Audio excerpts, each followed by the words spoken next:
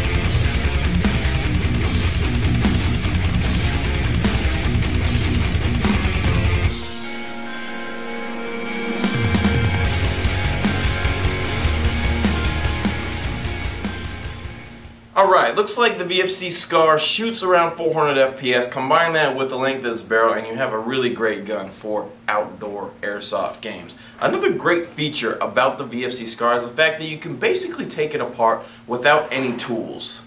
Kind of. Let me show you how easy it is to disassemble this gun. First of all, let's take the magazine out. We got to push the front body pin out, okay? And there is a detent clip keeping the pin in, so you don't have to worry about losing it. So once we pull this pin out, boom, once we pull the front pin out, it's very easy to take apart the gearbox. There we go. The entire lower receiver is apart, and I can get access to the gearbox very easily. The stock comes apart very easily, just like this. Boom, the stock comes out. Again, haven't used any tools at this point.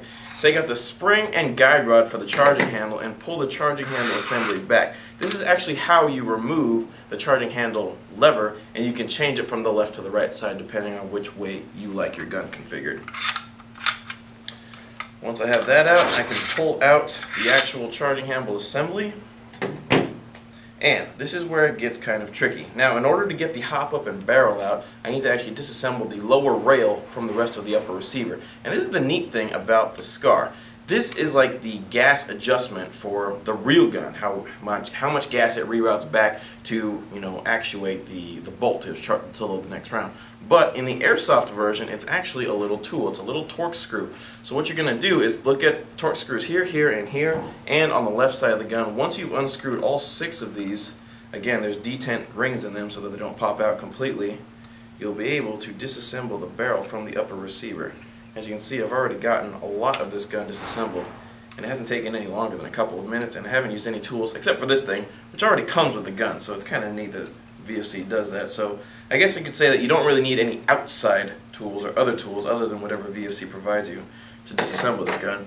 Once you have all 6 of those torque screws loosened, they're going to stay in place, remember, because they're detent pins.